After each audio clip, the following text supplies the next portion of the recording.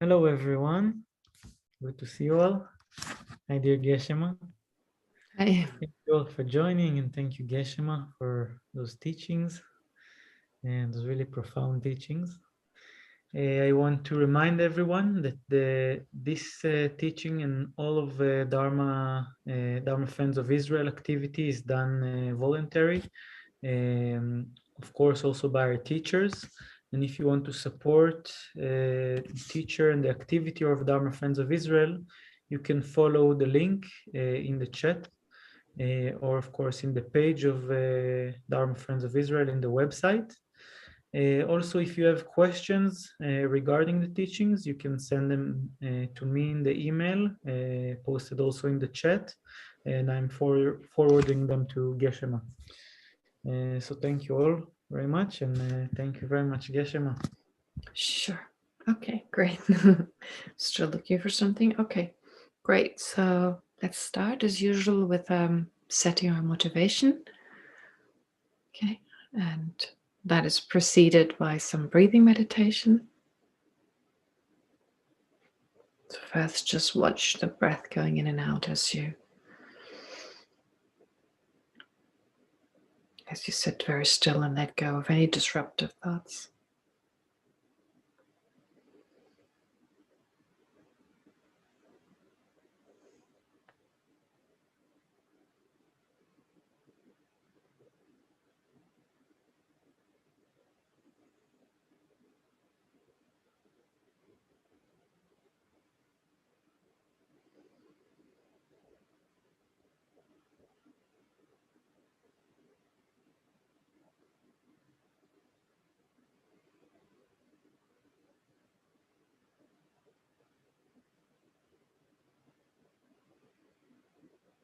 Now visualize in the space in front of you Buddha Shakyamuni in the form of a fully ordained monk.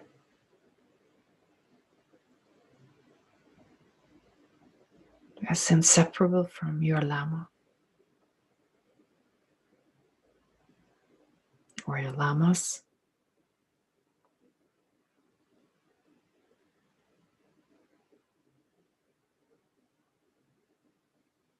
And surrounding the Buddha, all the great masters, Indian masters, Tibetan masters, and those of the other traditions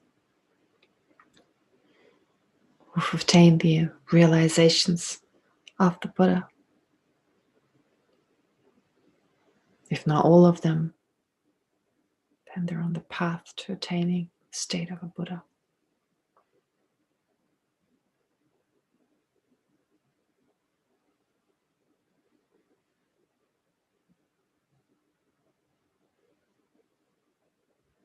Or the state of an Arhat.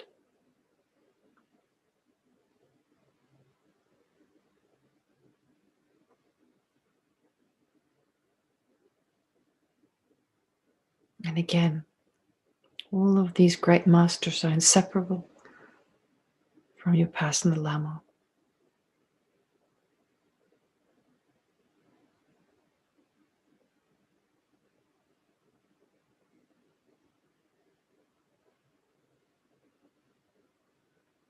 Showing you what you yourself can do.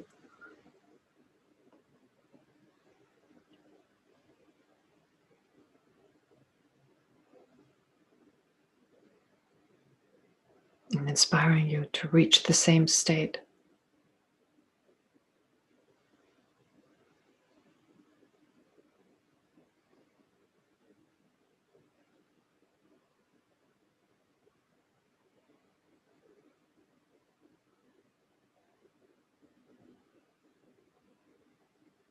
And then visualize you're surrounded by all sentient beings who are the reason for our practice of the Dharma.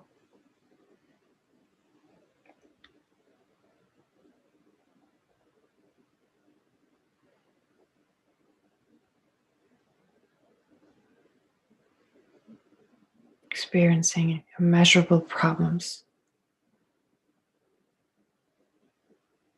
mental and physical pain,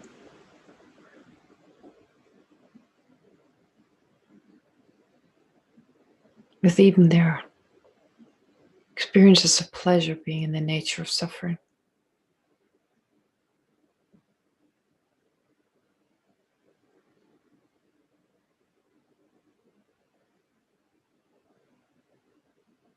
Caught in cyclic existence due to their basic misapprehension of reality.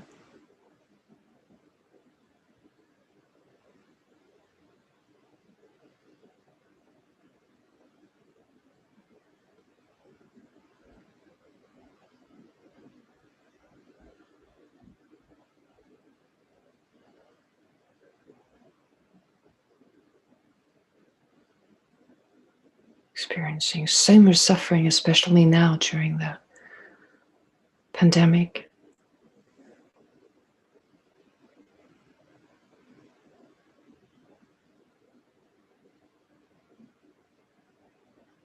At least the humans on this earth.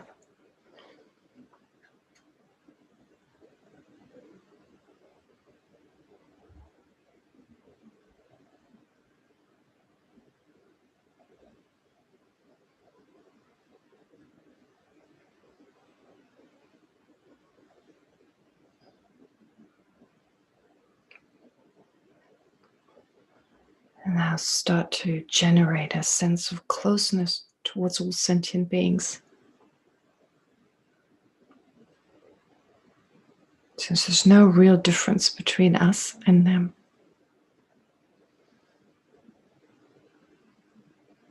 In terms of the ultimate nature of their mind.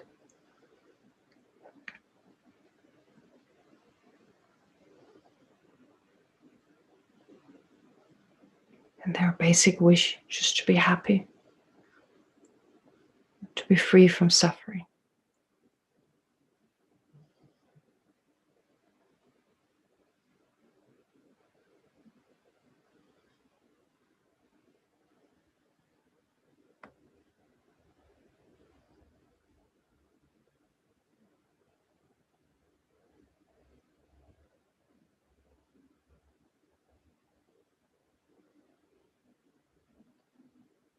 And then this affectionate love, this feeling of closeness, transforms into great compassion. An affectionate mind that wishes for all these endless sentient beings to be free from suffering and the causes of suffering.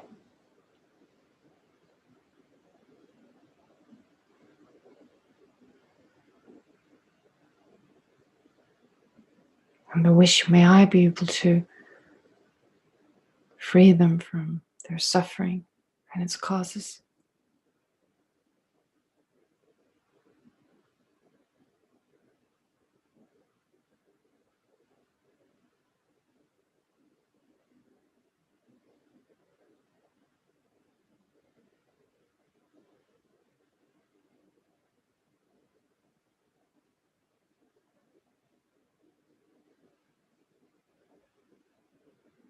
And that great compassion then grows stronger, transforms into the determination, I'll do all I can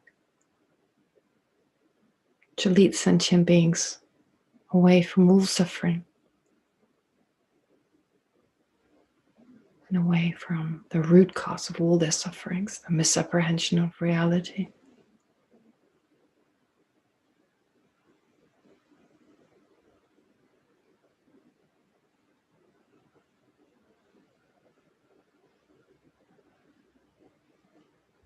And that way you generate the special altruistic attitude.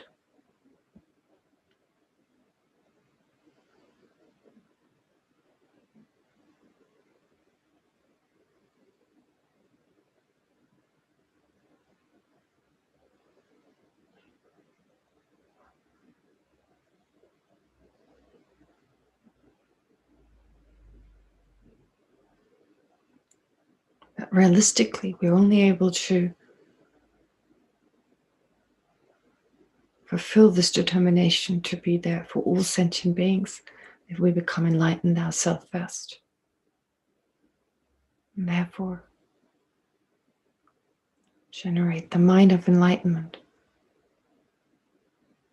That is the determination to become fully enlightened for the welfare of all sentient beings.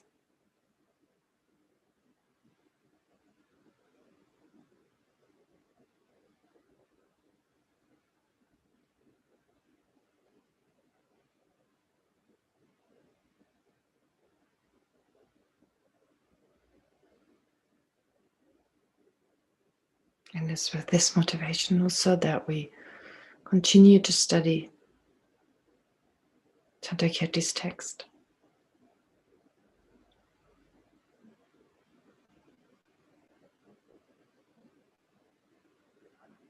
And preceding that, we'll recite the prayers together. I go for refuge until I'm enlightened to the Buddha, the Dharma, and the Supreme Assembly. By the accumulation of merits of practicing generosity and so forth, may I become a Buddha to benefit all sentient beings. I go for refuge until I'm enlightened to the Buddha, the Dharma, and the Supreme Assembly. By the accumulation of merits of practicing generosity and so forth, may I become a Buddha to benefit all sentient beings. I go for refuge until I'm enlightened to the Buddha, the Dharma, and the Supreme Assembly. By the accumulation of merits of practicing generosity and so forth, may I become a Buddha to benefit all sentient beings.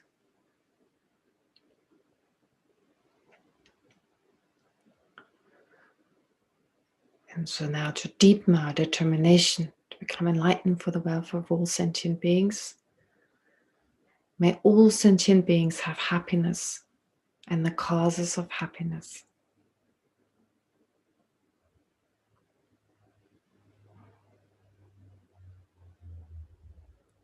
May all sentient beings be free from suffering and the causes of suffering.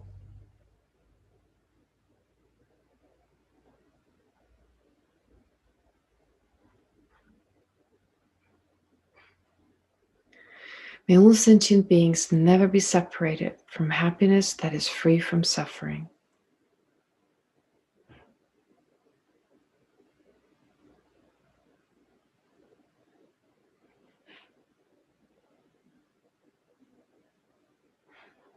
And may all sentient beings abide in equanimity, free from attachment for friends and hatred for enemies.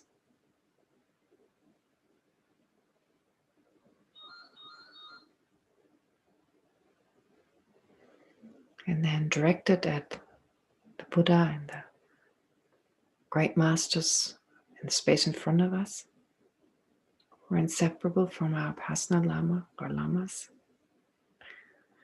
Reverently I prostrate with my body, speech, and mind.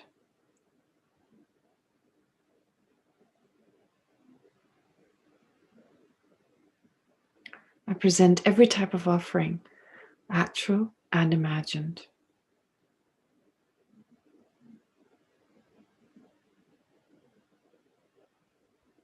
I declare all my negative actions, accumulated since beginningless time.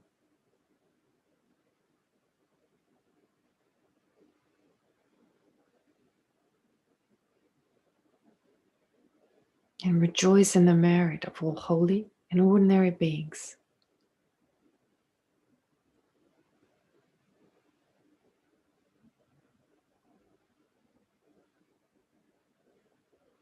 Please remain until the end of cyclic existence.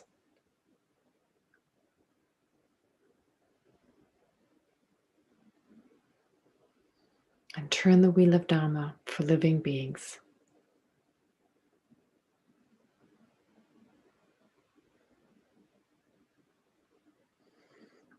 I dedicate my own merits and those of others to the great enlightenment.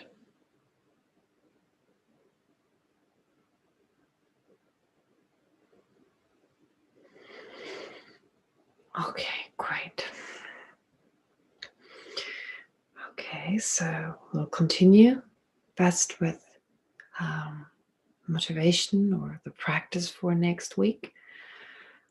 Well, hopefully with the situation right now, this will also inspire us or will move us to be more compassionate, especially with regard to so much suffering right now, particularly in India, the birthland of the Buddha and the home of many Tibetans. So to remember all the Indians, all the other people suffering so much right now, especially those affected by the pandemic. But not just that, also all over the world being affected by this disease. So to generate definitely compassion towards those affected financially, physically, and so forth, mentally. And again, with regard to our encounter with other people, this is where it's most important to not forget that the essence of everything, Jadu Rinpoche just talked about it, the essence of all the teachings is a mind of enlightenment and understanding that is the real, understanding as far as possible of emptiness. So the wisdom, understanding emptiness, that's the essence of all our practices. Every practice should be directly or indirectly be affected by those two aspects. So Holness talks about it over and over again. So as Rinpoche advises, as His Holiness advised on many occasions, to spend our time, to dedicate it towards the welfare of all, that is dedicated in the sense of doing whatever we do for the welfare of sentient beings, starting the day with the right kind of motivation, and then of course throughout the day to remember again and again, especially when things get tough, to remember why we're here, what we're doing, why we're doing it. And at the same time to also analyze whatever we learn from Chandakirti, to go over parts that we've learned, things that affected us especially, and bring them into our daily life. Whenever we have time, usually to daydream, to use that time to reflect on what is the I, how do I exist, what is it that feels unhappy, what is it that feels happy or released or relieved or whatever it is. So to really analyze, what is this I? What is this other person? How does it exist? What am I attached to? Every now and then to take the time and to analyze those two. But of course, what we've also been discussing is impermanence, subtle impermanence, but not just subtle impermanence, the fact that things are changing on a daily, momentary basis, that everything is changing all the time, but also, coarser impermanence, and usually coarser impermanence refers to death. Of course, to also be aware of our own death, especially at a time like this. We never know when is our last day, but also to remember that nothing that we experience as part of samsara is going to last. We can hold on to it as much as we can. In the end, that's all it is. We're holding on to it, but we can't make it last. And to adopt this attitude of just letting go as much as we can. So when we notice there's a type of attachment towards another person, towards a situation, towards whatever material possessions, to remember it's not going to last. And in a way, you become like a spy, the spy of mindfulness, to watch your own mind and check where is holding on to permanence at play. For instance, if you have a problem with another person and you're holding on to that resentment, the aversion towards the other person, that is a clear example of holding on to permanence. Holding on to permanence in the sense that whatever problem you had with this particular person, which, if we're in the present unhappy with them, that is, we don't like them, we feel aversion towards them, because something they've done in the past. And there's a sense that that past person and the person right now are the same. This is the same person who's harmed me a week ago or 3 or 4 days ago, whenever it was. I'm holding on to this aversion because there's a sense that's the same person. But that is by definition, if I hold a person from the past, however long, or well, even if it's not that long ago, if it was just a few hours ago, but if I consider that person to be the same as the one now, well, by definition, I'm holding on to permanence, since that's impossible. If they were identical, if the past person and the present person were identical, the person couldn't have changed. So anyway, based on that understanding, then to let go of holding on to a grudge, holding on to, because the person is changing, we are changing, everything is changing. And of course, to recognize before we let go of this grudge, well, that we're having a grudge, that we're holding a grudge due to our holding on to some type of permanence or unchangeability. All right, so that's a lot to think of for this coming week. Definitely bodhicitta and emptiness, but I'm confident with you learning about, well, you're learning about emptiness from Chandrakirti's text. I guess it's a bit like circling around something, and the circle is growing more and more narrow, in the sense that you're getting closer and closer to understanding what it means. And even if you continue circling for many lifetimes, but definitely if you spend some time with this, you reflect on this, you bring this into your daily life, I don't think you move away from the meaning of, well, the ultimate nature of all phenomena, but rather closer towards it, even if it doesn't feel that way. And so I'll try to, well, I continue trying to answer your questions. There was a question that was sent to me quite a while ago. Well, it was actually quite a few questions from someone who had already asked before. So I'll continue with these, well, sub-questions, if you like, this person sent me. Okay, let me see. Here it is. All right, so this person also asked about the dividing line between consciousness and non-consciousness, that this is merely nominal, merely a nominal designation or a convention. Well, if we distinguish from the Prasangika school point of view between that which is mind and not mind, well, that's merely conventional. Yes, I would agree. Conventional in the sense that being consciousness is merely labeled, not being consciousness is merely labeled, of course, on the valid basis of imputation, but nonetheless labeled, designated. So then the person asks, what or where is the dividing line between a convention that is conventional truth? What or where the dividing line is a convention, conventional truth?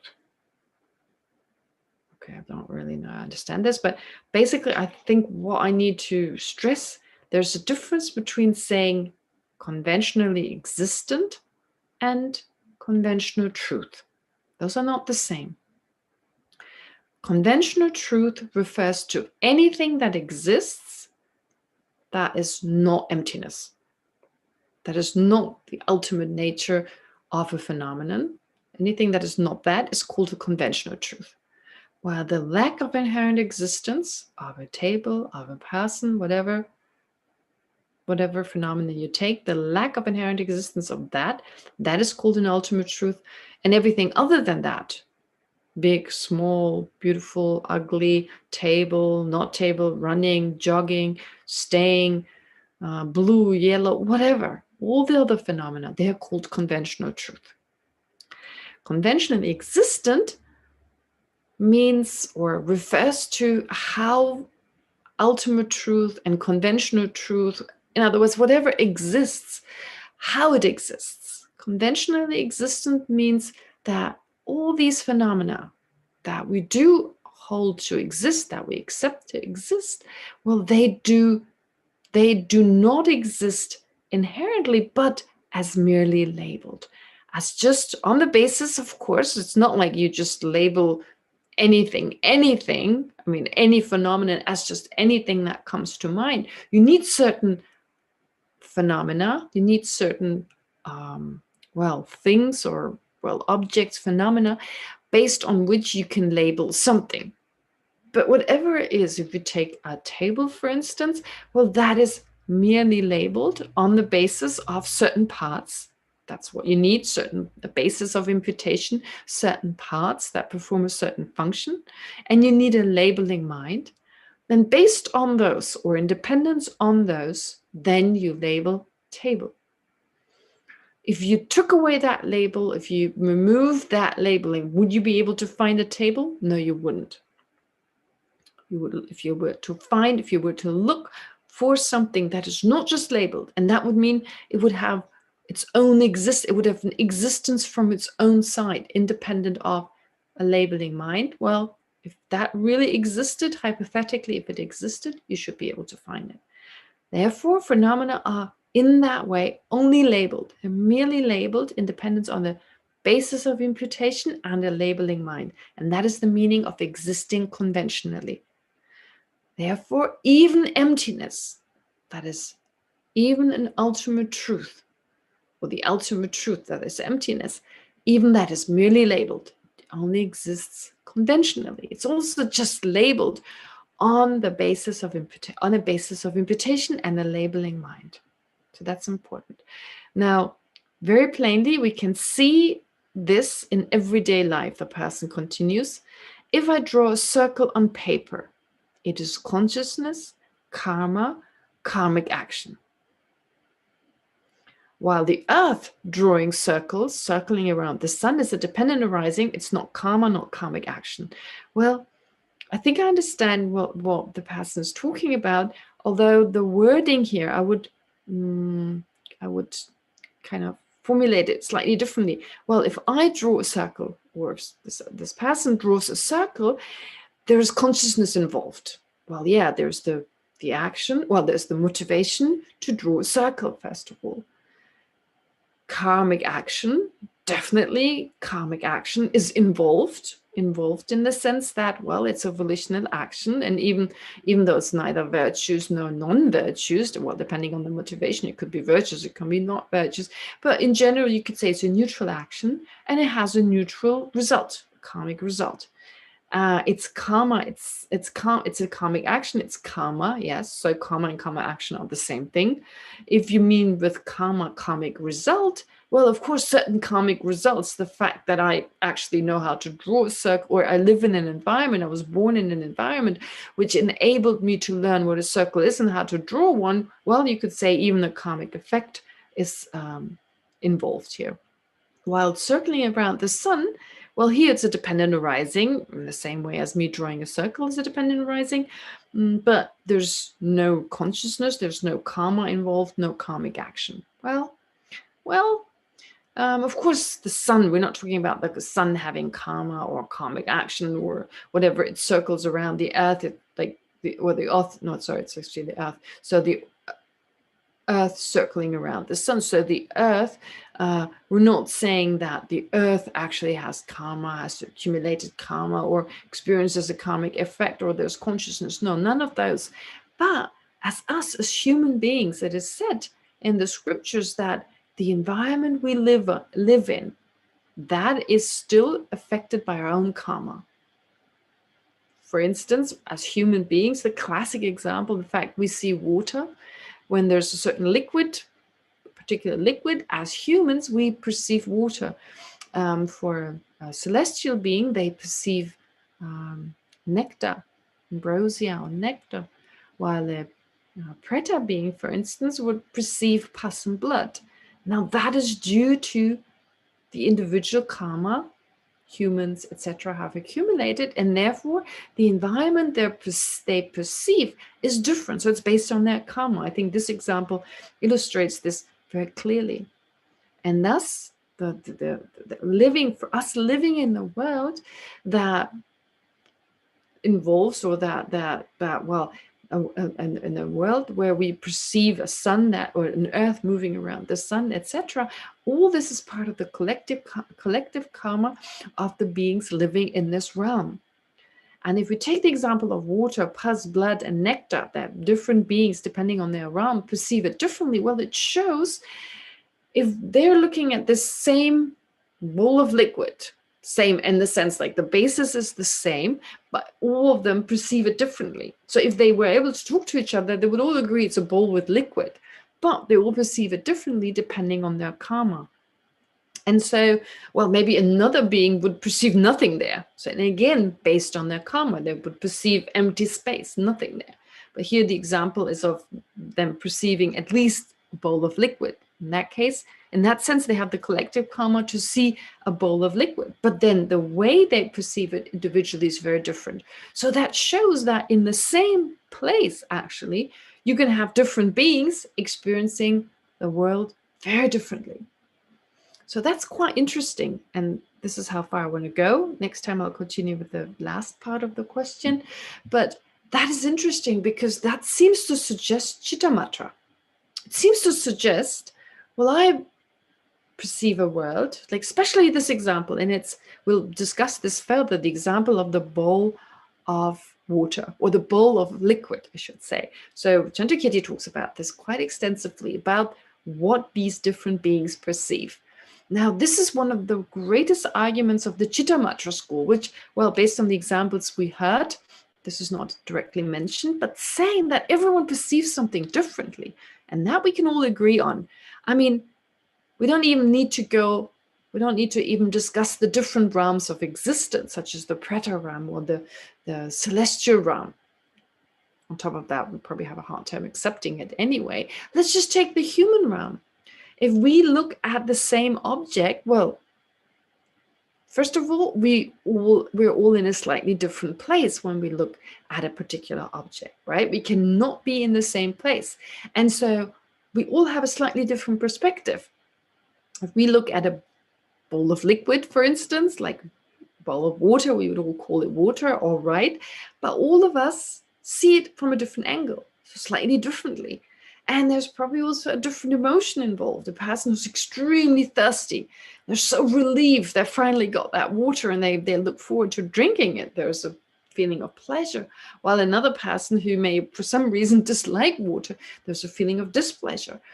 And that is just on the level of just sense perception. So with sensual perception of this, there's a certain feeling involved. But then based on the mental consciousness, on the level of the mental consciousness, there are different thoughts, different reflections on that water. So if you have 10 beings, a very different reaction to that water. So experiencing it differently, first of all, that's different karmic results. And moreover, accumulating different karma in relation to this water. And I'm not talking about extremely virtuous or extremely non-virtuous karma, not even along those lines, but having different thoughts. And one person, well, maybe non-virtuous, I'm going to take the water and throw it into this other person's face because I just can't bear seeing them or whatever, right? So this becomes a cause for us to accumulate negative karma, whereas another person wants to give the water to someone who's really thirsty, whatever. So very different perception, therefore, leading to different results coming from different causes and so forth. Now, there, the Chittamatra school imprints being determining our experiences, at least as like the karmic causes, or the causes that are responsible, even if they're not karmic imprints. But like I said, all the imprints, all the residues that were left on our mind, just in terms of where we were born, how we were brought up, the culture we come from, the religious background we were raised in, and so forth. So all that determines how we think nowadays, how we perceive things. And that's not necessarily a karmic result. It's just a result of certain causes and conditions. And of course, looking at the larger picture, the fact we were born in a certain family, we were born in a certain cultural kind of environment or cultural circumstances, well, that of course is determined by our karma. But then all these other causes and conditions you wouldn't necessarily call karma. Anyway, so that kind of seems to imply that, well, like the Chittamatra school, there are no independent external phenomena, or, well, there is really nothing but our imprints. So it comes really close. Like I said, it's said before, it comes really close. The view of the Prasangika school is actually much closer to the view of the Chittamatra school than we may think. That in terms of Well, yeah, there's so much is part of our own mind that enables us to perceive things the way we do. So imprints, we could just call it imprints, like residues left on the mind, which determine how we perceive this world. And so actually, I would like to go back a little bit.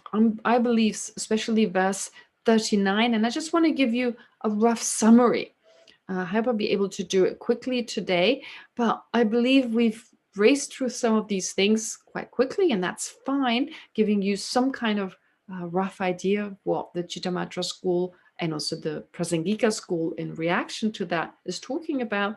But there's something in particular in verse 39 that I find really important. And now with Geshe Jinpa's book out, it's very similar to the draft we used, but it's just more convenient, as in like the way it's set up. It's easier to read. So let's look at the verses 39. I'm still searching here.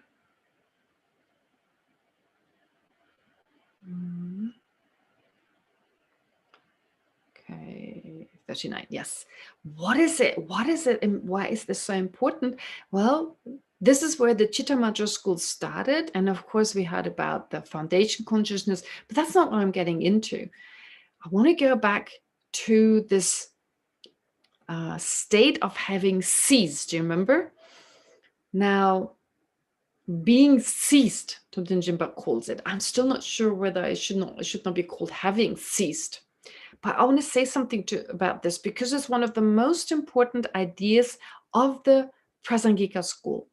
The fact that, well, we talk about, for instance, a table now, but even the state of having ceased, so the table having ceased or being ceased, having disintegrated, I still feel better to say having disintegrated. So the tables having disintegrated, or this being ceased, if you like, being disintegrated. That, what is the title? Oh, the title of Thupten Jinpa's new book. What is it called? Illuminating the Intent, an exposition of Chandrakirti's Entering the Middle Way. That is a translation of Lama Tsongkhapa's commentary on Chandrakirti's Entering into the Middle Way. Parts of it we will go through, parts of it we can't because there's no time, but I try to address some of the more important explanations. Anyway, so here what this is describing is what Chandrakirti is talking about. He's saying that table having ceased, no longer being there, the table having ceased is impermanent, which is different from the other schools. The other schools, other than the Prasangika, say, well, the table no longer being there, that is permanent. The table not having arisen, that is permanent. It's just denying, it's just negating the table existing now in terms of the past of the table. So really when we're saying being ceased or being disintegrated, having disintegrated, that quality of the table when the table is no longer there, well, that's the past of the table. That is now the past existing now and the table no longer being there, but that is impermanent. And the fact that this is impermanent, that is a difficult point, which the reason for that being asserted goes back to or relates to the fact that nothing exists inherently. How does it relate to that? How does it relate to the lack of inherent existence? To say that the table right now is impermanent, but even the table having ceased, even that is impermanent.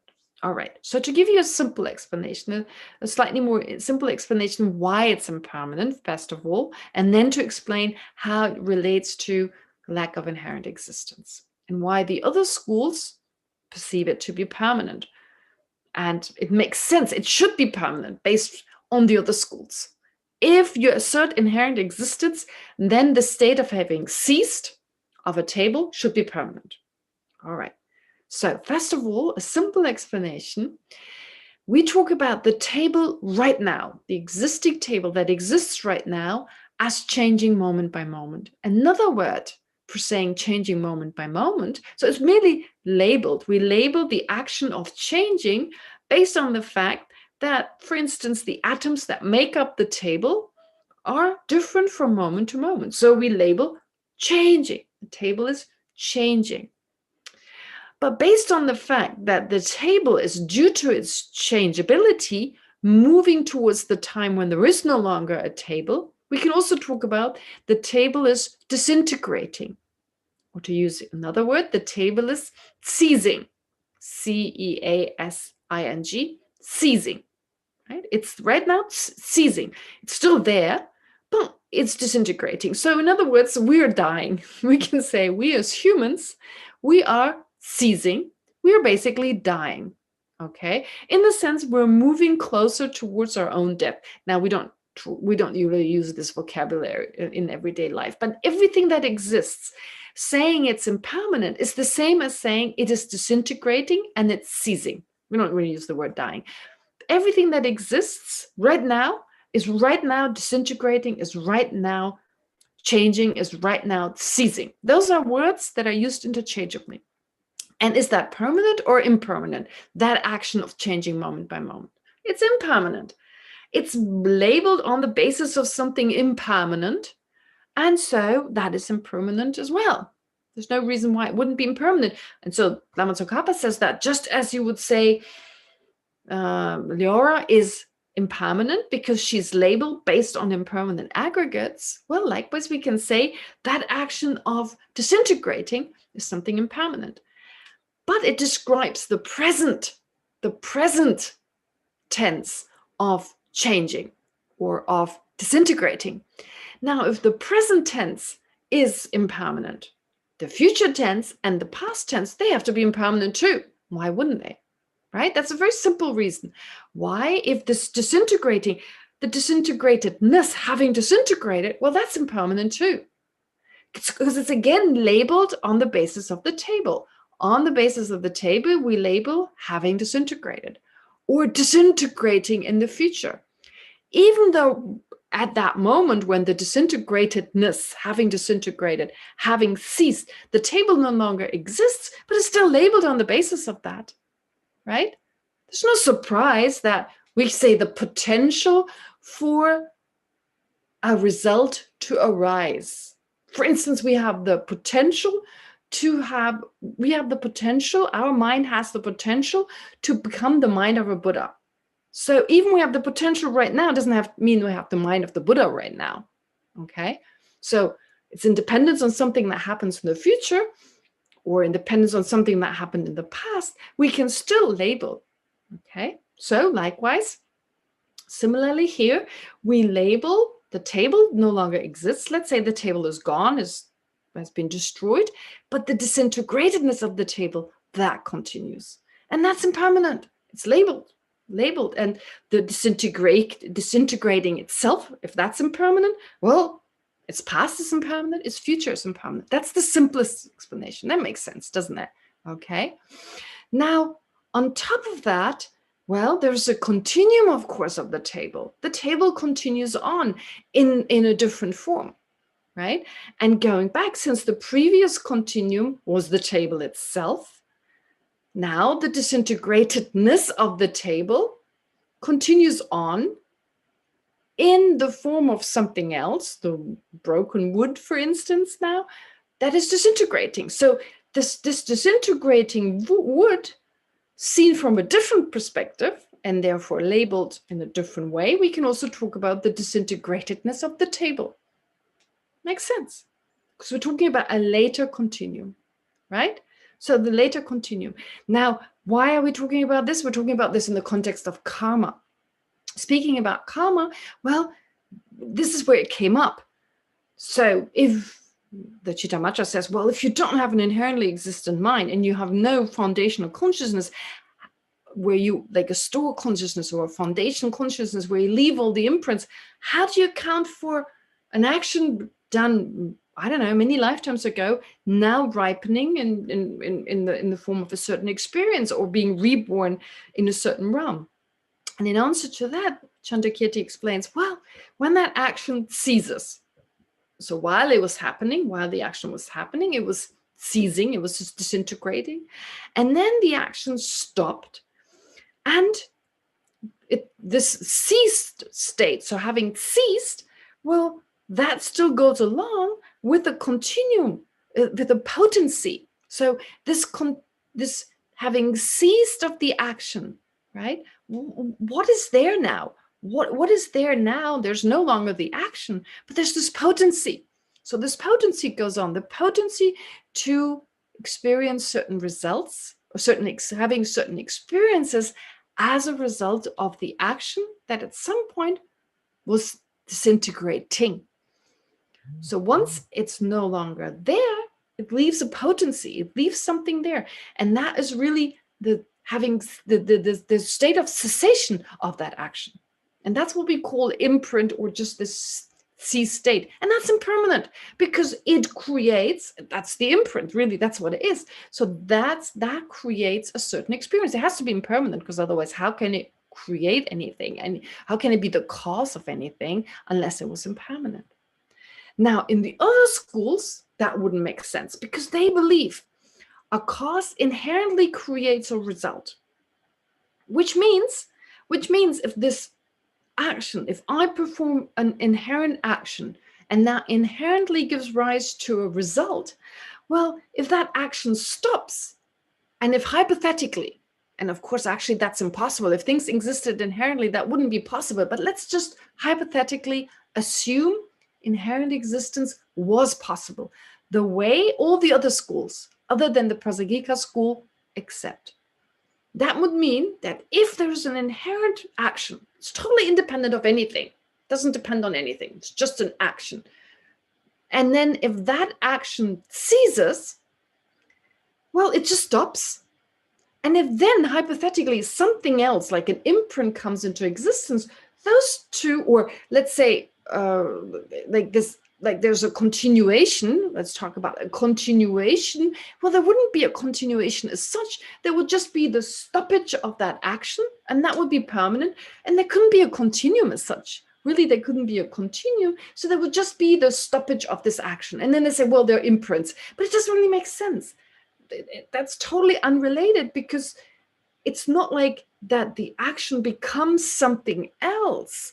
And that is the potency that gives rise to certain. No, that couldn't happen, because this transformation means that which transforms depends on other things to be able to transform. It depends on other causes and conditions that allow for it to transform. But if it exists inherently, it doesn't depend on other conditions that allows for it to transform. So it would go out of existence, and then something else would arise, but they could not be related. They could not be connected in any way. So therefore, the state of having ceased of a table, it couldn't refer to the continuum of this table, although the other schools do assert it, but it's just contradictory to the assertion of inherent existence. And so when they say the table having ceased, that is permanent, the Chittamatra says, the Prasangika says, yes, you need to say that, because if you accept inherent existence, that's all you can assert.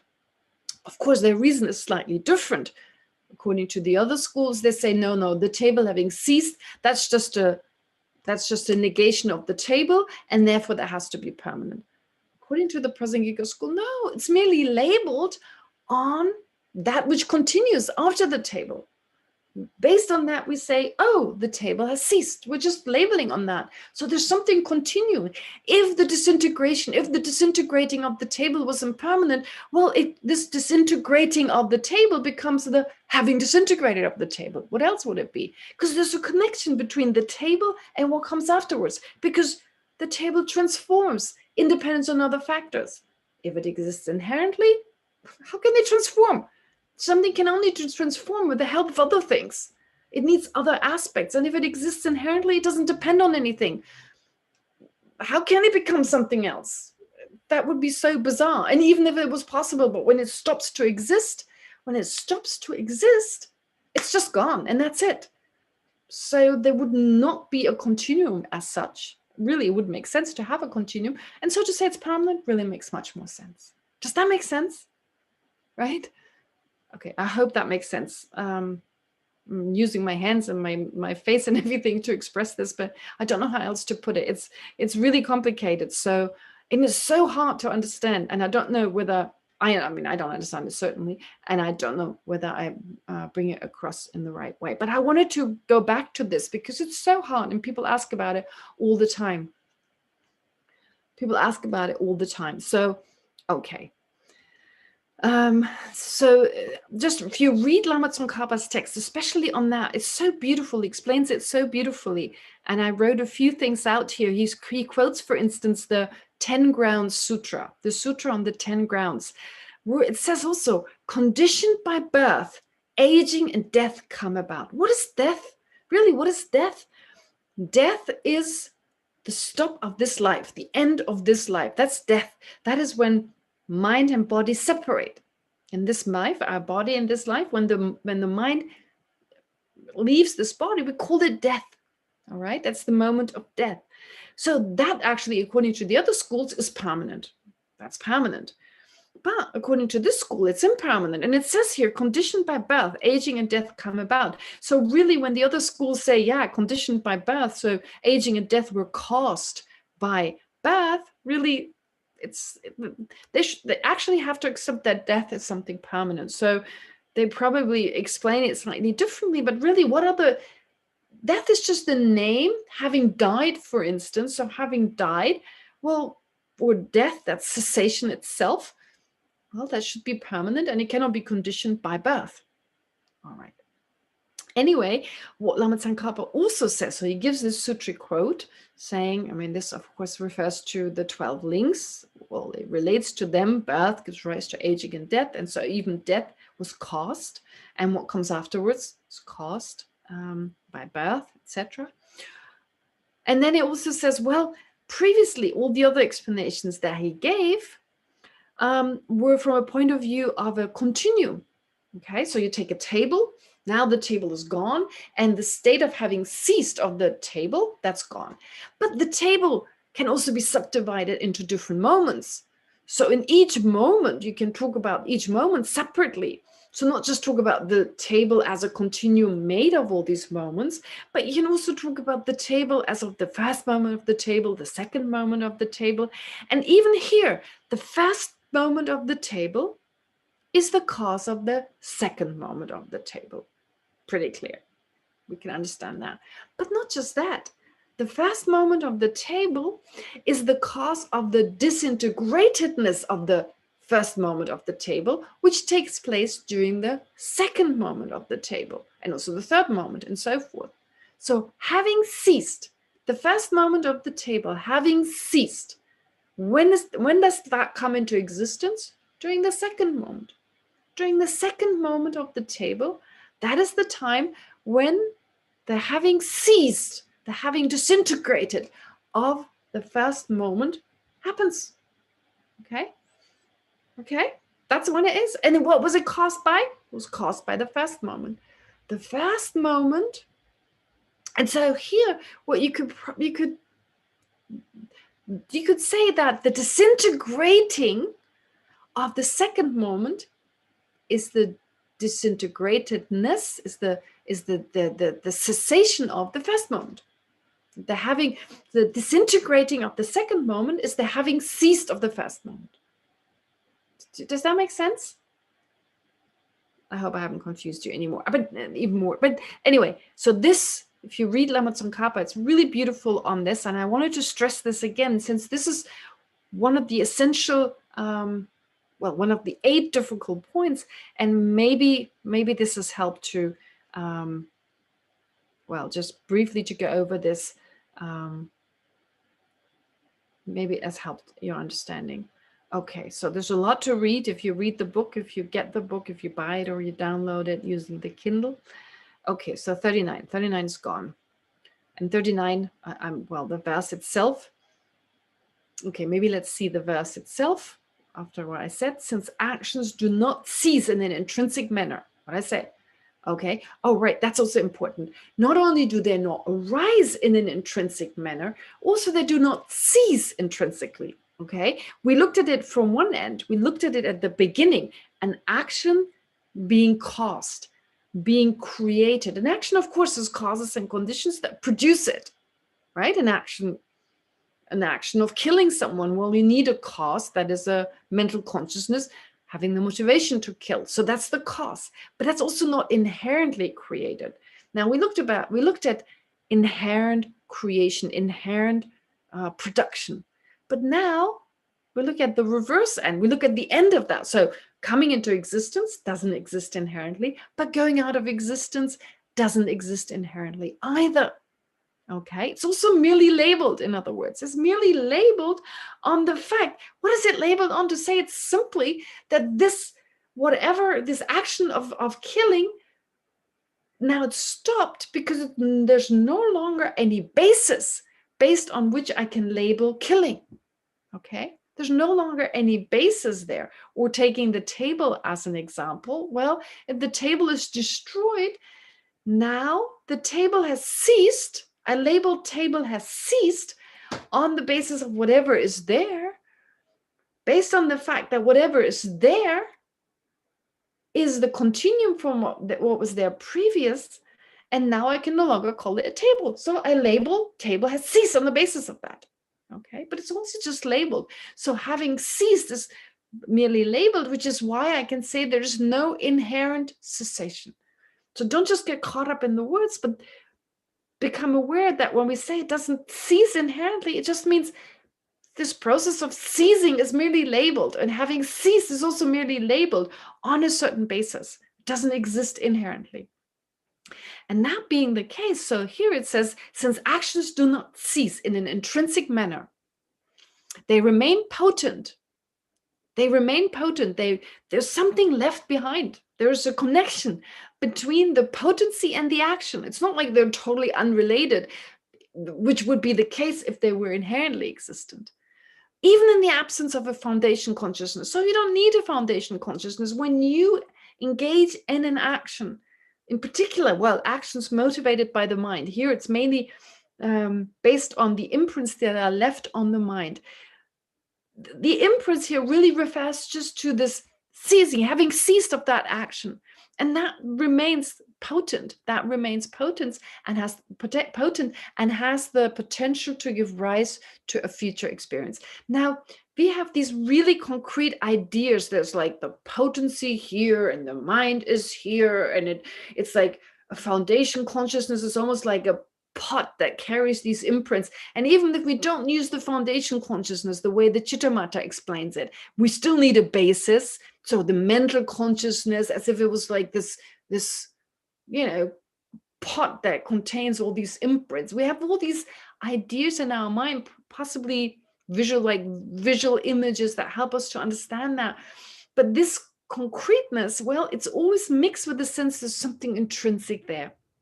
And so here, Chandrakirti is helping us to let go of that, to see it's just labeled. It's just labeled on a certain basis. There's nothing concrete to be found. But still, although it's just labeled, it's still functional. In fact, it can only function because it doesn't exist inherently. If it existed the way it appeared, it couldn't at all interact. It couldn't cause anything. So therefore, having ceased, this action having ceased, continues on in the form of a potency, and that gives rise to our experiences. Indeed, in some cases, the acts themselves have long ceased, yet their effects will come about without fail. This should be known. This should be known. This you should know. Oh, this you should know. The effects still come about. Now, this is really hard. This is something Jadaramshi also said. It's actually easier. It's actually easier to understand that you can't find anything. If there really was something inherently, intrinsically there, if, like, let's say the table, you were to strip the table of the designation table, and you were to look for this tableness that appears to us, you couldn't find it. You couldn't find anything. All you would find is something that is not a table. That's actually not that difficult to understand. What is hard to understand is that nonetheless the table exists. It exists as a conventional, as an interdependent phenomenon, although it's merely labeled, but it's fully functioning. It can do certain things, merely labeled, but still we can say it harms, it benefits, and so forth. All right, also just labeled, of course. So that is the hardest part, to bring the two together, the ultimate nature of the table, that it cannot be found as some tableness, and that it still performs a function. That is really difficult to combine the two. Okay, but here, verse 39, I hope that's a little clearer. Let's look at verse 40, and now I'm going a little quicker. What time is it now? Oh, it's 8 already. Oof. Okay, so let me find the next verse. There is verse 40. Okay. That's the difficulty. I don't find things easily here. At least it has the root text, which is good. Oh, here it is. So here, the example that is given, like let's say, for instance, having experienced certain things in a dream, a fool may continue to lust for them even when awake. So now what Chandrakirti describes is the fact that even though something has ceased a long time ago, still it can give rise to rebirth in a certain realm of existence. So let's say I've killed someone, and as a result of having killed someone in this life, in my next life, or let's say I've stolen something, and as a result of that, I'm reborn. I don't know, in the animal realm, for instance. Okay, so I'm reborn in the animal realm as a result of this particular karma. Now, in that case, it's like when I die, actually, I'm done with it. The person who's accumulated this action is gone. There's no longer the body that has stolen something. The mind has changed, and still, the action still ripens. So likewise here, having experienced certain things in a dream, a fool, someone who's not aware between the difference, between waking and dreaming, may continue to lust for instance, a man or a woman that they experienced lust for in their dream, they were attached to in their dream. So even when they're awake, they still continue holding on to it. So likewise, even from action ceased and lacking intrinsic existence, so even though the action doesn't exist intrinsically, the action has ceased, the basis, the aggregates is gone, and still an effect can come about in a next life. Okay, that's the example in 40. It's kind of a little far-fetched, this dream example. I don't know, it must have been really relevant at the time, because it seems a little bit like, how does that really work as an example? But anyway, it's definitely important to give this, even if I don't understand the exact importance. Okay, verse 41. Verse 41, it says, well, there's someone may argue, and here's a slight misunderstanding, well, if an action doesn't inherently cease, so if the act of stealing something in this life doesn't inherently cease, then they believe the action never ceases. The action can't cease because it doesn't inherently cease. So there's the sense it never ceases. And at the same time, it produces an effect. Well, if it never goes out of existence and it still produces an effect, it produces effects endlessly, right? Wouldn't that be the case, that it produces effects endlessly because it never really ceases? And no, that's not the case. While non-existent objects are equal in their unreality, so here he gives the example of, for instance, non-existence. He equates here non-existent phenomena with non-inherently existent phenomena. All right, so non-existent phenomena that nonetheless appear to the mind, he equates those, giving them as an example, and equating them, saying they're just like non-inherently existent phenomena. So the example he gives is that even though, for instance, floating hair or donkey horns, somehow he mentions donkey horns instead of rabbit horns. So donkey horns or flying cows, he doesn't mention those, I'm just mentioning them. So all these non-existences, although they actually just appear to the mind and they don't exist, but they appear to some minds and not to others, because their appearance is nonetheless dependent on other factors. So it's dependent on other things that they appear. Likewise, non-inherently existent things, although they're equal in not existing in their unreality, in the sense that they don't exist inherently, well, sorry, no, I shouldn't say that. So while non-existent objects are equal in their unreality, I'll need to explain that again. So non-existent things that appear to the mind, like horns of a rabbit, donkey horns, floating hair, and so forth. So they're equal in not existing at all. Those with the eye disease, they perceive floating hairs, not the other forms of just any non-existent thing. Okay, so likewise, know that certain actions lead to certain results, but not to any kind of result, and therefore that means that there is an order to things. In that certain actions give rise to certain results in dependence on, first of all, certain causes and conditions. So implied in that is also that there are other causes and conditions that are responsible for the ripening of a karma. And therefore, once the karma has ripened, so in other words, you can only have the ripening of a result, of a karmic result, if the certain causes and conditions are there, and if that karmic result has not yet ripened. So the same karmic result cannot ripen twice, which is why the previous assertion that, well, if a karmic action doesn't inherently cease, well, it produces an experience, so it keeps producing that experience.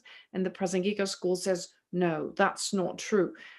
It's conventionally, it ceases, and moreover, it then ripens in the form of certain experiences, depending on other causes and conditions, external causes and conditions. Of course, also, it's not just the karmic cause, but they're also, I gave the example previously, if you have the karma to be killed by someone, you need a killer. Without a killer, that karma can't ripen. Or if you die in a car accident, you have the karma to die in a car accident, at least you need a car to die in that car accident. So that's one condition. And moreover, only if the karma has not ripened yet. Okay, of course, you can have 2 or 3 results from the same karma, but each of these results is different. It's a different result from the same karma. So a particular karmic result cannot ripen again. Okay, so therefore, if you have three karmic results coming from one action, then each of these results is still individually different, and you can't experience each one of them twice. Okay, so in that sense, therefore, although they don't exist inherently, just as non-existences appear to our sense consciousnesses, those appearances of floaters and other objects, well, though these floating hairs, those floating hairs don't exist. Though horns of a rabbit don't exist, donkey horns don't exist, but still, it depends on certain causes and conditions, they appear to the mind. Likewise, although there's no inherent ceasing, there's no inherently existent karmic action, still, due to causes and conditions, they ripen, and they ripen only once. Okay, so I hope this is a little clearer. 41, then 42. Oh, this is pretty simple. So it's just saying, well, unwholesome actions come from negative actions. Unwholesome or negative effects come from negative actions. Wholesome effects or positive effects come from virtuous actions, seem to come from virtuous actions. And the wise, for whom there is no virtues or non-virtues, become free. So there's no virtues nor non-virtues, they become free. So they can actually understand the ultimate, once they understand the ultimate nature, in fact, that phenomena do not exist inherently, that there's no inherent production of causes and inherent ceasing of those, etc. They come to be free from cyclic existence. However, if you speculate too much, if you think too much about karma without understanding inherent existence, and you just get caught up in this, what exact cause leads to what, you may actually let go of karma. You may get a sense, oh, karma doesn't work. I don't understand how this exactly. Well, therefore, don't think about it too much, because it's extremely subtle. So to know in each moment what is the exact karmic cause of something, well, it's too confusing and it won't help. So what you need to understand is emptiness. You don't need to know the subtle working of karma. Only a Buddha actually does. And then it goes on to say, well, then why do you talk about a foundation consciousness that keeps all the imprints, etc.? If the idea of phenomena not existing externally. Why? Well, the Buddha has taught these concepts, foundation consciousness. One part of this foundation consciousness, the way it's taught, it's like pervasive. It's all pervasive. In other words, there's only mind, really. I mean, only mind, not just mind. There are also objects of the mind, but really, mind is the center, and that is pervaded by the foundation consciousness, in the sense it's the store consciousness of all the imprints, and all our perceptions come from the imprints. So the foundation consciousness is kind of all pervasive. And here, Lama Tsongkhapa, for instance, explains, well, that means this all pervasiveness, that gives us a sense of emptiness. It gives us a sense how phenomena, the lack of inherent existence, is all pervasive. And the Buddha has taught person exists, aggregates alone exist. The Buddha has given so many different teachings for those who cannot grasp the most profound truth yet. Okay, I spoke about this before. Even though the Buddha was free of identity view, he did speak in terms of I and mine. So when the Buddha said I and mine, it's for someone who hasn't understood emptiness, it seems to reinforce their view of an inherently existent I. But the Buddha taught because it was necessary, at least initially, to introduce the Dharma and to use this way of talking to then, of course, eventually, and those are just provisional interpretative teachings when they just talk about the conventional truth, until he taught the ultimate truth. Those are the definitive teachings that you no longer need to interpret any further, because it's just talking about emptiness. All right, so verse 44, and then the Chittamatra. Let me just find it here. The Chittamatra school talks about,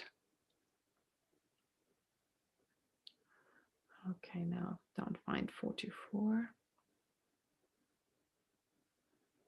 There's so much in the commentary. Oh yes, here it is. That's 44. Now we're at 45.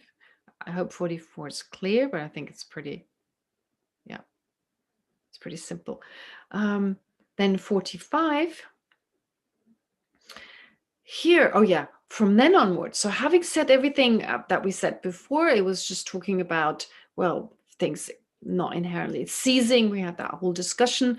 Why is the idea of foundation consciousness, why that is set forth? So that's pretty clear. But now moving more towards the Chittamatra school, well, here it's like with this verse 45, now Chandrakirti starts to refute the Chittamatra standpoint, but actually not everything. He's not refuting the idea of imprints and residues left in the mind. That part is really important. And now everyone has actually a subjective view. I mean, that is actually never really denied. What is denied, what is refuted here, is an inherently existent mind. And so first, what is the view of the Chittamatra? Well, especially according to the Chittamatra school, when they perceive emptiness, when they reach the sixth bhumi, which is the bhumi associated with wisdom, well, then when they apprehend no object, he perceives no subject, so subject and object, the non-duality of subject and object, and understanding the triple world to be mere consciousness. The Bodhisattva who abides in the perfection of wisdom realizes suchness in terms of consciousness only. So from the Chittamatra school point of view, they say that, well, there is emptiness. What is emptiness? The lack of mind and its object existing in a dual kind of way, in a separate way. In other words, the external world is in the nature of the mind. In the nature of the mind means the external world doesn't exist as an external world. It only exists as appearances due to the ripening of imprints. So the lack of an external world, the lack of the sense objects existing external to the mind, that is their emptiness. And this is what a person who realizes emptiness directly, according to the Chittamatra school, realizes, especially when they're on the sixth ground that is associated, or the sixth bhumi, which is the level associated with the perfection of wisdom. All right, so that's 45. And then how does that work? Well, just as in the ocean, whipped by windstorm, waves rise high one after the other. So from the seat of all, the foundation consciousness, or the seat left on that all-pervasive foundation consciousness, so then mere awareness, consciousness arises through this its own potential. You've heard me talk about this many times, that, well, the reason we see the things around us, the objects around us, well, the reason for that is that imprints ripen in our mind, and therefore colors appear, shapes appear, cars, people's bodies appear. But all these external objects that appear, like the physical objects, whatever appears to me doesn't appear to anyone else. So that accounts for the different perspective. They say, of course, when I see, I don't know, an object, I see it slightly differently than another person because they have a different imprint ripening. We may not even see it at the same time. And even if we see it at the same time, well, we just happen to have similar imprints ripening. But that doesn't mean that the other person's mind is in the nature of my mind. No, this only refers to physical phenomena, only to the physical world, not to other people's mind. Okay, and so you may wonder, well, how does a chitta matter person account for other minds? Well, as an ordinary person, we don't know. We can only assume. But if you develop certain levels of concentration and generate certain states of clairvoyance, well, then you can actually perceive another person's mind. But that still doesn't mean this other person's mind is in the nature of your own mind. Now, when we say all phenomena are in the nature of mind, we're really saying the external phenomena, they're in the nature of the mind, not all, not literally all phenomena. Okay, so then it goes on to say, well, not all phenomena in the nature of my mind, I should say. Of course, in the nature of mind in general, yes, another person's mind is in the nature of this person's mind, but not all phenomena in the nature of my mind. This is not what this means. All right.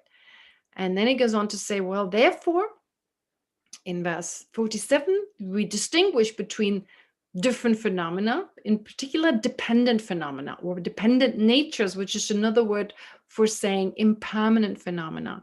So they are the cause of imputed things. So imputed things here in this context refers to that which is negated, actually, external existence. So without these objects appearing, you couldn't have these imputed, so not cause in that sense, literally cause, but imputed things here also refers to the awarenesses like that.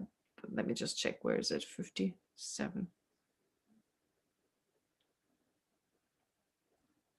57 here. Therefore, this is because we maintain. Okay, imputed. Yes, so it's responsible. It's the cause. So cause is a little difficult here, but the object of negation here is the imputed things.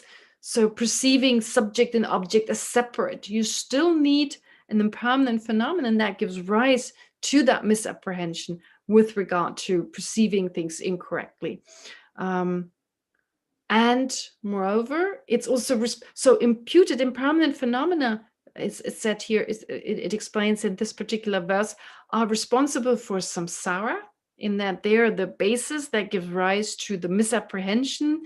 They're the basis for that which is being negated, external existence. But they're also at the same time that which gives rise to, nirvana, which causes us, which helps us to free ourselves. It's the path that we develop in our own mind. So these impermanent phenomena, and they do not exist externally, but they exist intrinsically, and they're actually beyond the realm of concepts. Okay, so stressing these impermanent phenomena. In particular, the mind, of course, but also other objects. The mind here is an impermanent phenomenon that is intrinsically existent, so very important.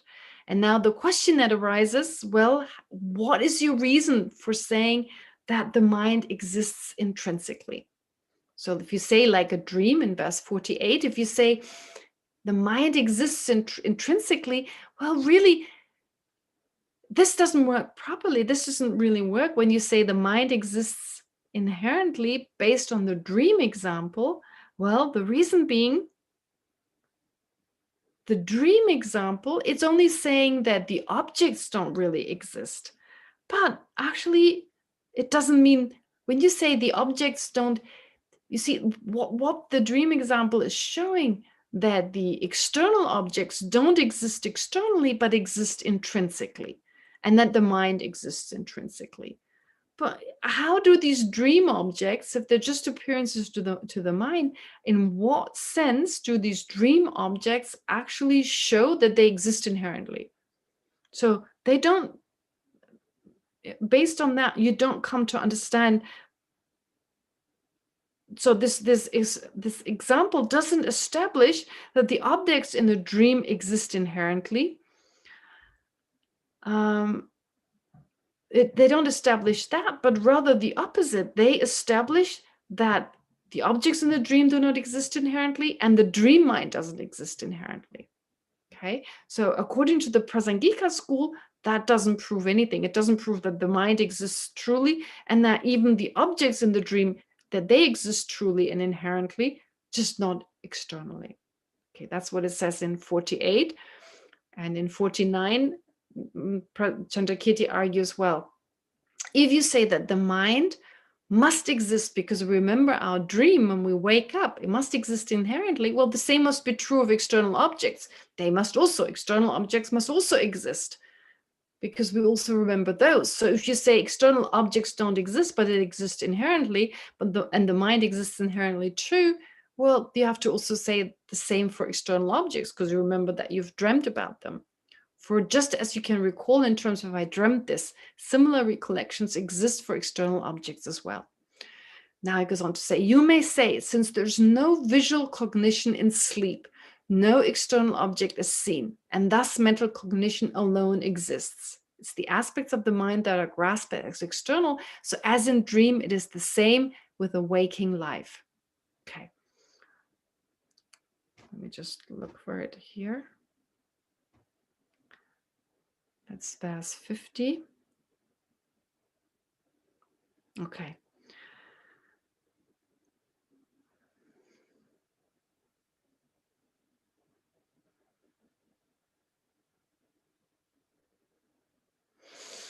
So here Chandrakirti argues, well, there's actually, when you say that the dream mind exists inherently, but actually even the dream mind, if that shows that the mind exists inherently, well, even the dream mind appears in a way in which it doesn't exist, because the dream mind appears to be an eye consciousness, appears to be a visual cognition of something. So when you dream of seeing an elephant, just as the elephant doesn't exist the way it appears, likewise the mind doesn't exist the way it appears as a visual cognizer or a visual consciousness, an eye consciousness.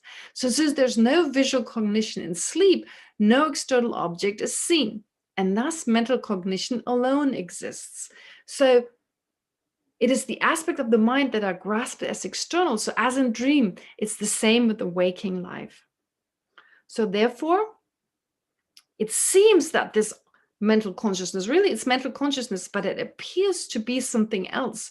So even the mental consciousness, the dream mind, can't exist inherently because it appears in a way in which it doesn't exist. Okay. So therefore, the same is true for external phenomena. They appear in a certain way in which they don't exist. So that's just an example for the lack of inherent existence, not an example for the lack of external phenomena still existing inherently in the mind existing externally. And then verse 55, just as for you, no external realities are born in a dream, no mental cognitions are born either. So there's no inherently coming into existence. There's no inherent mental cognition. So all three factors of perception, the eyes, their object, and the mind engendered by them, they're fictitious. So in other words, there is no inherently existent object or mind because these phenomena are all dependent on other factors. So they're merely labeled on the basis of other factors. I know I should do meditation today, but I want to actually finish this and rather not do a meditation today. I apologize for that, but I feel like I've gone through all these verses really soon, and Now, if you look at Lama Tsongkhapa's commentary and you can actually read it, it's much clearer the way it's set up now. I would like to go over it one more time and finish what we've done before. So just to get you back into it again and allow for you to read it one more time if you want to take that time. So please allow me to just finish this and then we can continue next time. I hope that's okay. So for today, as an exception, I won't do a meditation. And so here, Chandrakirti keeps arguing again, a mind cannot exist inherently. Well, if it's dependent on an object, and an empowering condition, and so forth. And the same is true for the mental consciousness when it has, well, this is true for a mental consciousness that perceives visual objects. And so this is also true for the mental consciousness that perceives sounds. So the Chittamatra school does call it eye consciousness or an ear consciousness, but really they don't have any sense faculty as such. There's no sense faculty. And so it's really not an eye consciousness and an ear consciousness in the classic sense. Anyway, here it goes on to say, and as in dreams, here too in the waking state, phenomena are false and mind has no existence. There are no objects of experience and no senses either. So this is Chandrakirti saying, well, according to the Prasangika school, none of those exist intrinsically. And so here, just as with the waking state, 53, the three factors of dream exist until woken up. Upon rousing, the three become no more. So it is for those awakened from the sleep of delusion. And so, in other words, here the example is used by the Prasangika school. Sleep is like the sleep of ignorance. Waking up is like, well, a Buddha having awakened. This is why, for instance, when we talk about the mind of enlightenment, sometimes it's translated as the awakening mind.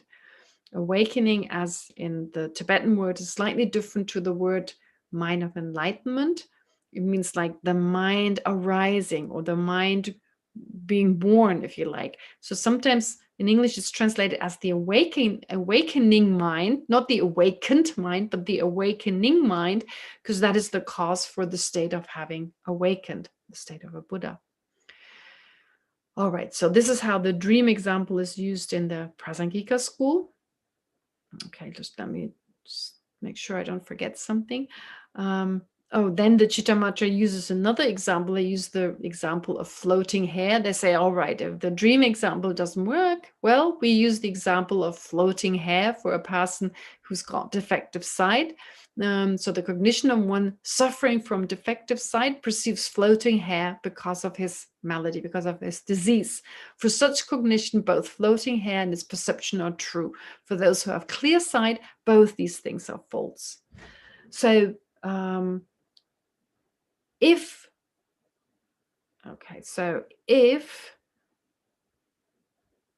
who's the saying this? Oh, this is Chandrakirti. So this is now Chandrakirti arguing, well, the example of the hair, that doesn't work. The example of the floating hair doesn't work.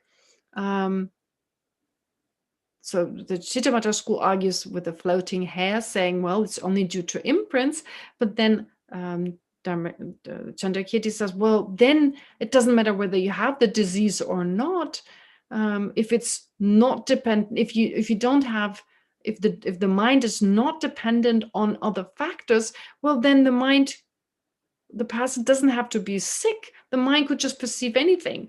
Whether there's disease or not, the mind would be able to perceive floating hair. There would be floating hair in the mind of a person who is sick would still have the appearance of floating hair because the mind exists independently. And in response to that, the Chittamatra school says, well, no, but we're saying that's 66. No, this is dependent on imprints. Okay, we say that it's due to imprints left on the mind, that there's the appearance of floating hair or not. And in response to that, Chandrakirti says, well, now if you assert that such perceptions do not occur in those who have clear sight because the potentiality has not matured, it's not merely that the cognizable objects do not exist, but such potential does not exist. So this cognition is not established. So he's saying, well, but if you say the potential exists inherently, that doesn't make sense either. If you talk about an inherently existent potential, a potential that exists in and of itself, interacting with the mind that exists in and of itself. How does that work? What kind of mind would that be? An already arisen mind? A mind that it will arise in the future? Or a mind that has already existed? How can it give rise to that mind? And that's the analysis we had last time, we talked about last time. So this is, again, I think, important. So I just, next time we continue, I think we got to verse 59. So let me just finish those last two verses, 57 and 58. Potentiality, this potency, if it exists inherently, it cannot give rise to something that is already arisen, nor can it give rise to something that has not yet arisen. Of course, according to the Prasangika school, conventionally, a potential gives rise to something that is to arise in the future, of course. But when we talk about this potency, the potency of consciousness. So here, let me just go to the 57. Okay. Here we talk about the potential for a consciousness that has not yet arisen. So this is that potency. It's the potential for consciousness. Then the potential is that which is being qualified by consciousness. We talked about this last time a little bit, but I'm not sure this is clear. This is extremely important in the Buddhist context. Like when you take two phenomena and they're connected to each other, then oftentimes one is a characteristic of the other. It characterizes the other. So when you say the potential for consciousness, for present consciousness, then the potential is that which is being qualified. That's what's being described here. But described is probably a better word. What is being described? The potential.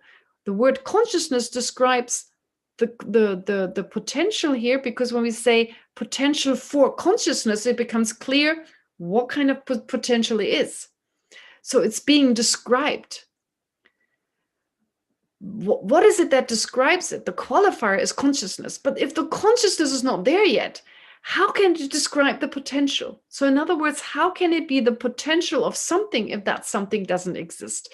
That which describes the potential as potential of consciousness, how can that be described? How can that potential be something that gives rise to consciousness if the consciousness is not there? Okay, so just as something, a barren woman's son doesn't have potential, can't have potential because there's no barren woman's son. So if you speak of potentiality, it goes on to say in 58, because consciousness will emerge, there will be no cognition since there's now no potential. So in terms of something that has already arisen, it's not really described here, but something that has already arisen, it doesn't work. So potentiality can't give rise to something.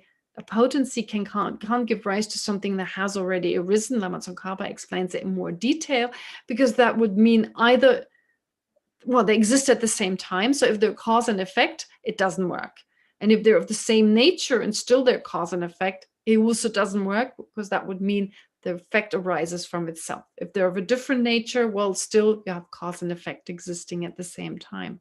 So it wouldn't be possible that a potency, a potential, gives rise, an imprint gives rise to a consciousness that already exists. And with a future mind, that's extensively explained here, well, it's the future mind, but it's the potential for a future mind that doesn't work.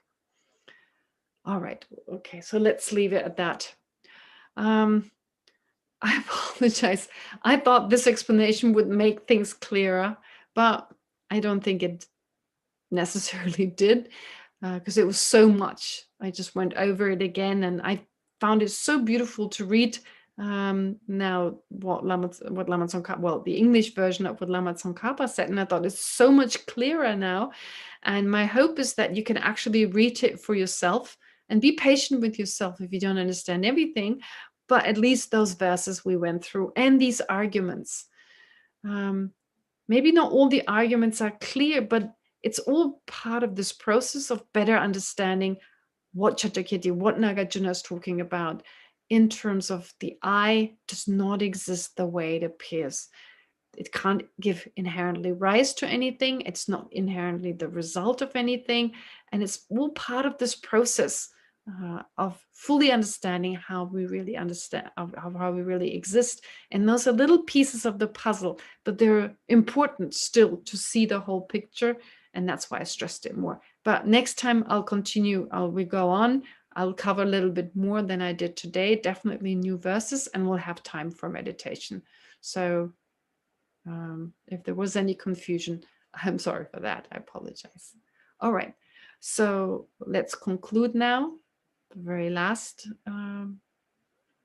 part of the session is at least the dedication, which, well, should happen in the form of a meditation. So just to quickly think whatever virtue we've accumulated today through reading this text, thinking about it, listening to the explanation, may this virtue enable us to slowly reduce our misapprehension of reality, replace it with the wisdom, understanding reality, understanding the ultimate nature of all phenomena, so that eventually, motivated by the mind of enlightenment, we attain the fully enlightened state of a Buddha.